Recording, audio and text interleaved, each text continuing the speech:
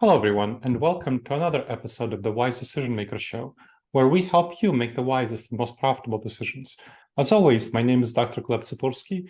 I'm the CEO of Disaster Avoidance Experts, the future of work consultancy that sponsors the Wise Decision Maker Show.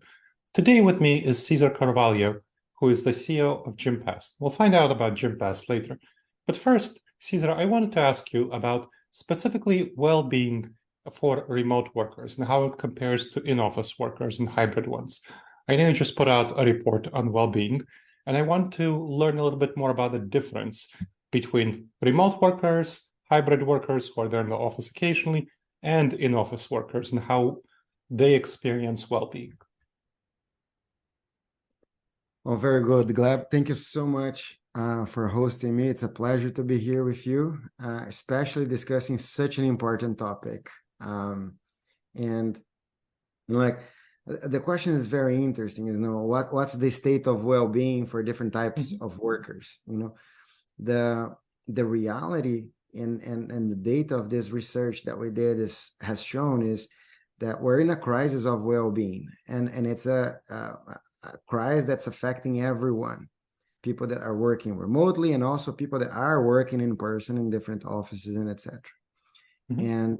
And the results are alarming, I would say. People are disengaged. 60% of the employees say that they're disengaged at work, and 20% share that they feel miserable at work. And I think the separation between people that are working at the office versus remote, it puts some light on something that we have seen already in the past, which is like that this relationship between life and work before, it used to be more compartmentalized. Like there were people that said, no, I'm trying to strive this balance between my life and my work. And what we're seeing is for those that have gone on hybrid or remote, the lines are much more blurred now than they were before. So it's equally concerning, but the elements are somewhat different between the two. And to me, that is a very important topic for us to discuss and double click here. Yes, definitely. I'd like to learn a little bit more about how to help with well-being of people who are in the office, fully office-centric, Monday, 9 to 5, people who are in the office occasionally, 1-2 days in the office, 3 days, and fully remote workers. Let's dive into that and tell me about each group and how to best support their well-being. Very good. So to start with, I believe that everyone, regardless of their time, they have different needs, right? So there are folks that see well-being as like being physically active. There are folks that see well-being as being close to their loved ones. And there are also folks who see well-being as like driving meaning from the work that they're doing every single day and building great relationships no matter where they are. So let's dive into the differences. For people that are working from 9 to 5 at the office and then are commuting back home for like every single night and then for the weekends, it's really, really important to make sure that they have access to well-being resources that can be used either on the way on the commute to work or right after work. So it's very important to find, for an example, for physical activity partners, for gyms, studios, classes. It's very important to have classes in those locations, but also to have classes where people live so they can go if they're significant others and potentially exercise on weekends as well. The other part is that for those folks, life is more compartmentalized still. Like you have your life at work, you have your life at home. But for what happens after 9, like it's still a little bit blurry, and that's where this group is gonna mix with folks that are still on a hybrid routine. But my view is for folks that are at the office, Mhm. the companies do need to look at the communities around the office. They do need to look at the time spent commuting and for what the experiences are at the workplace specifically. Okay. For people that are on a hybrid schedule, Yeah. I think the secret is making sure that every time someone's heading to the office, it is for a specific purpose, and that you're Mhm. gathering all the resources that that person needs to be effective at the time that they're there. Mm. It makes no sense to have people be at the office 3 days per week if people are going on different times and teams are Sure. not taking the time to meet and collaborate. And then for those, the importance of group activities is even higher. So making sure that for the 3 days, you're making those 3 days really, really meaningful in nature. You're having people invest time not only to work together, but also to build those relationships and potentially, do an activity together, like discuss and etc. So I think there's a lot there. For the fully remote workers, that's to me where the most challenging situation is, and mostly because companies are still learning how to manage it. And everyone, I think, believes the future of work is more remote than in person, is more hybrid than in person. Yeah. The problem is getting there, right? The problem is the present. And to me, I think companies for remote workers thinking about their well-being is where they need to be really, really thoughtful about what are the processes we're going to put around the work-life balance for those employees, and how we're going to make sure like that, even though they're not connected to the office, that we're still building culture, that we're still showing them the meaning in what they're doing, and that we're still providing the same level of benefits that, for an example, an in-company gym could get, that an in-company meditation room could bring to the employees, that we're bringing those examples also to people that are geographically spread. And that to me shines light on like what are the benefits for this new reality, what are the type of things that we can bring from a well-being point of view to folks that are spread all over the place. Yeah, definitely very important to do social activities with remote workers. So something that I help my clients do transitioning to permanent post-work arrangements is arrange some activities that are going to be including remote workers. So for example, virtual escape rooms or some other fun social activities, gaming, various, Fortnite, whatever people like to do that include people who are going to be fully remote. What are other kinds of activities, social activities, that are going to be inclusive of people who are fully remote that would facilitate their well-being? Yeah, so to me, you can call it, I think it's still social, but it's not necessarily connecting employees with other employees on a remote basis, but giving those remote employees the tools to get immersed on their local communities with their family members in a meaningful way. So think about this, like on the physical activity space, there are more than 2,000 different types of activities. There's yoga, there's the regular gym, there are 50 different types of yoga actually. There's Pilates, pickleballs growing super fast, and etc. Yeah, it's a fun game.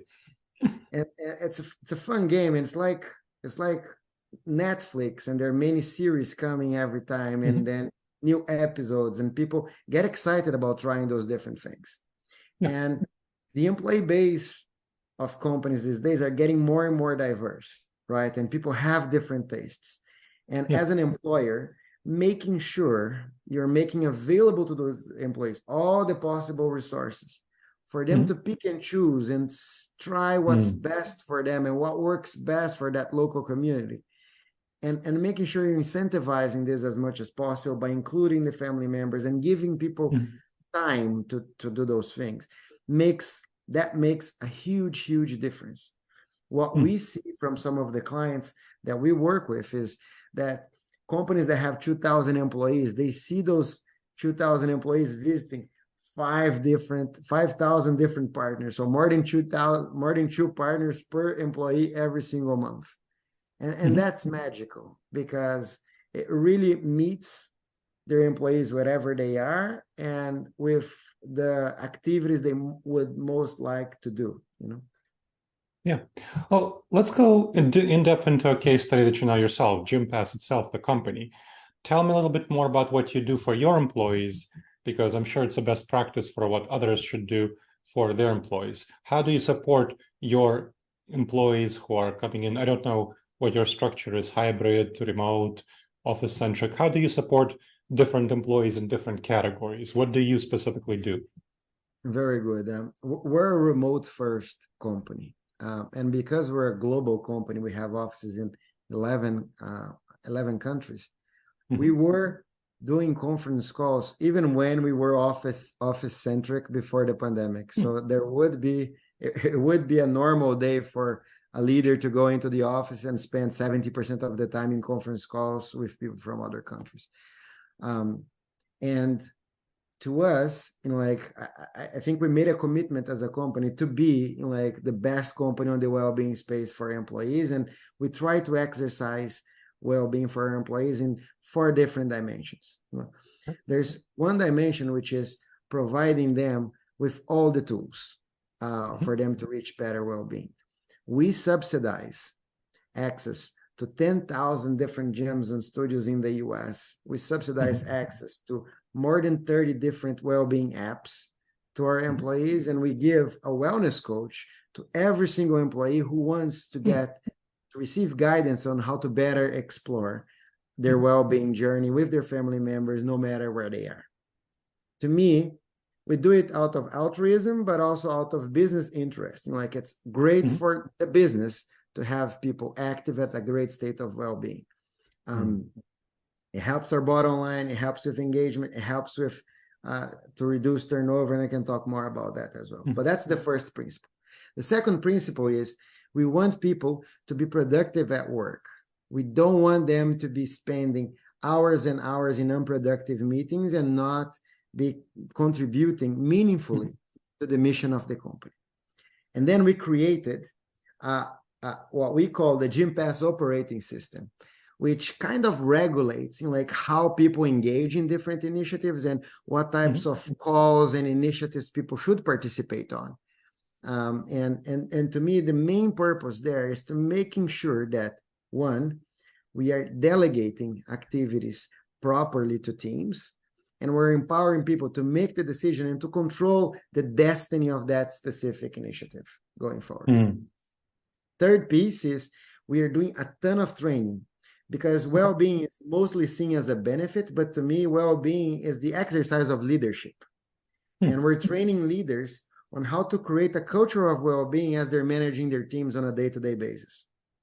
A few tips: letting people take breaks from time to time, doing checkpoints from time to time to see how people are doing, and of course, having the flexibility to potentially let people take a day off, and etc. Third, giving feedback to people, helping them develop along the way, and making sure that you're being mindful and purposeful on creating the development opportunities for every single person in your team. So a lot of investment in people. And the fourth one is when we do in person, we're very intentional about what we do together as a team. We're encouraging every single team to meet in person at least once per quarter. And the idea is not to discuss the business when we meet in person. The idea is to build bonds, is to connect, is to build empathy, is to talk about what worked well and not worked well, because we don't want any decision to wait until that specific moment. Sure.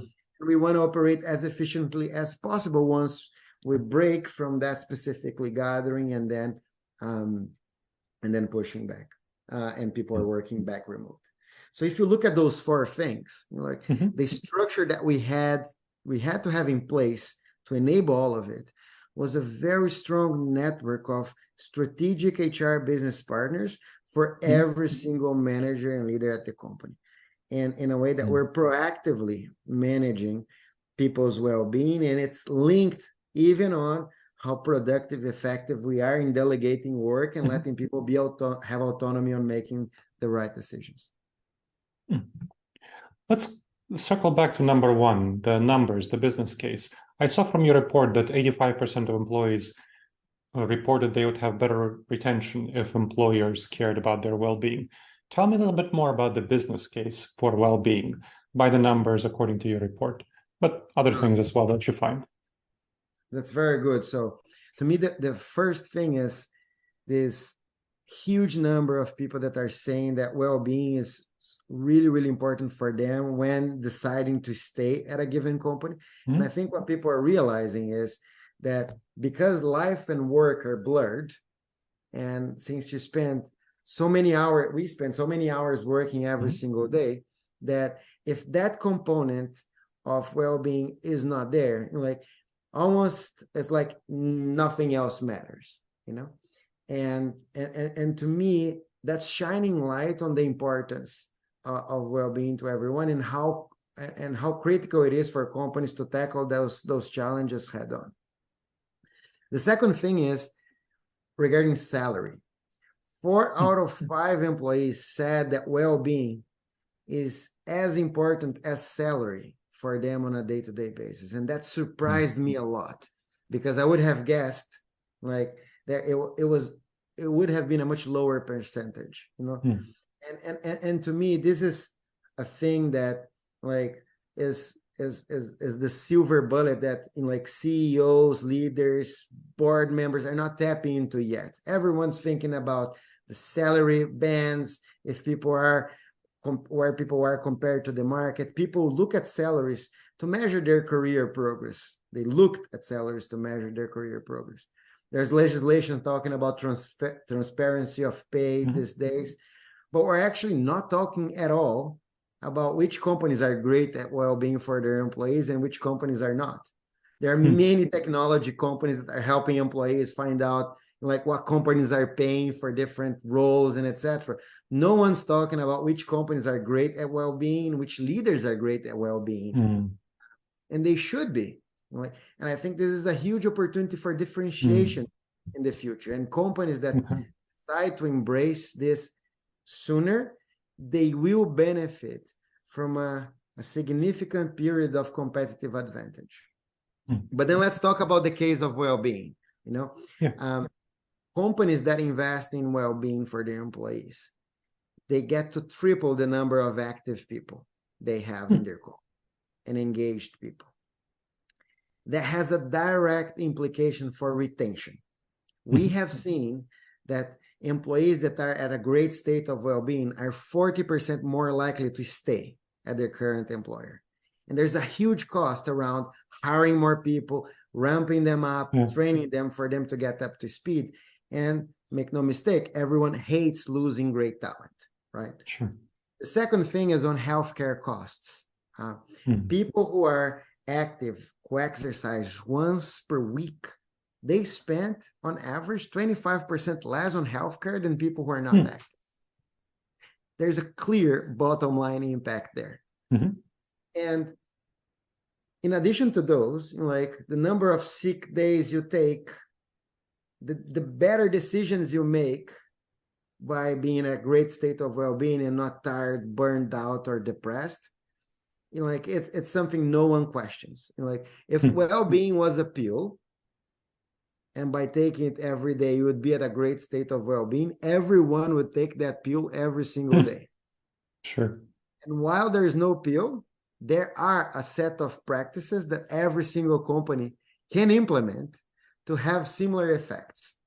And those effects are worth it. Now, can you tell us about Gympass itself, how your company can help other companies facilitate the well-being of their employees?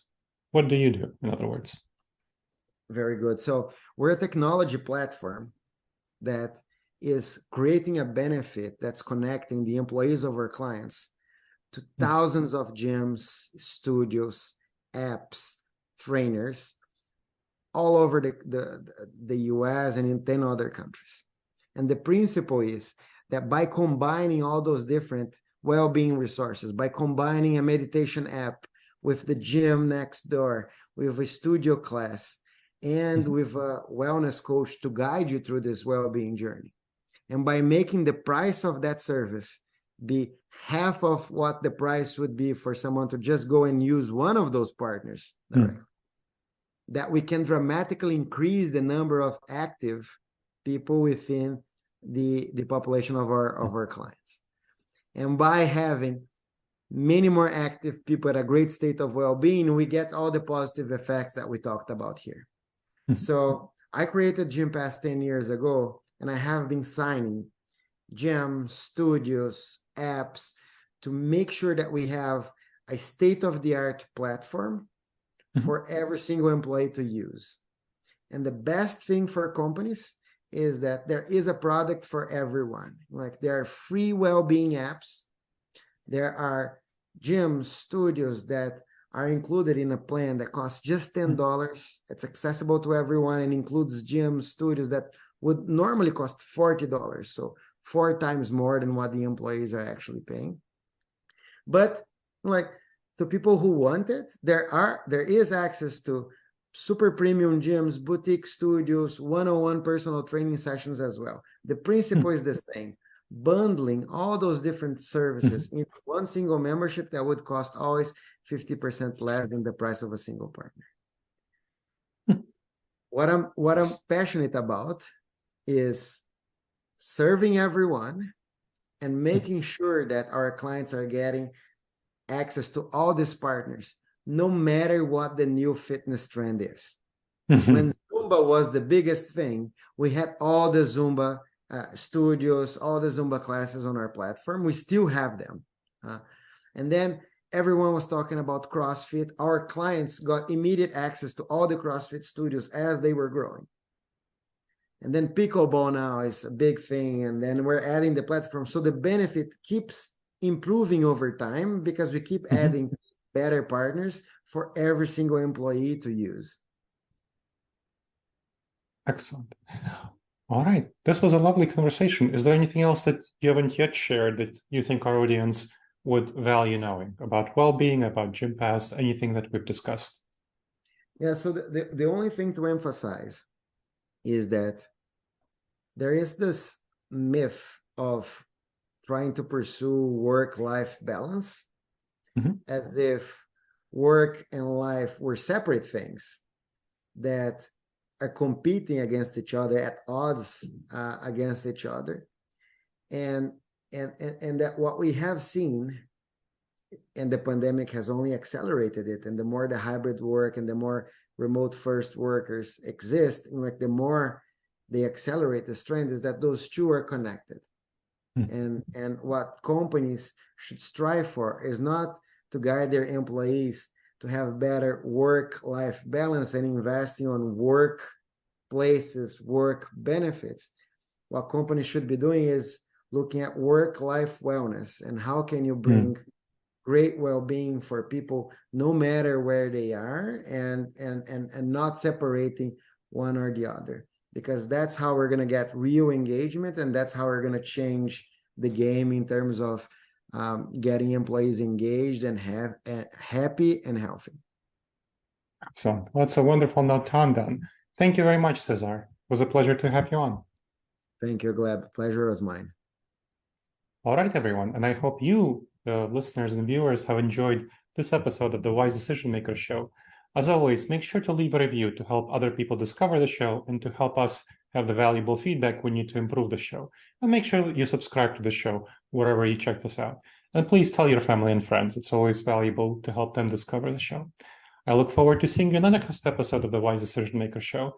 In the meantime, the wisest and most profitable decisions to you, my friends.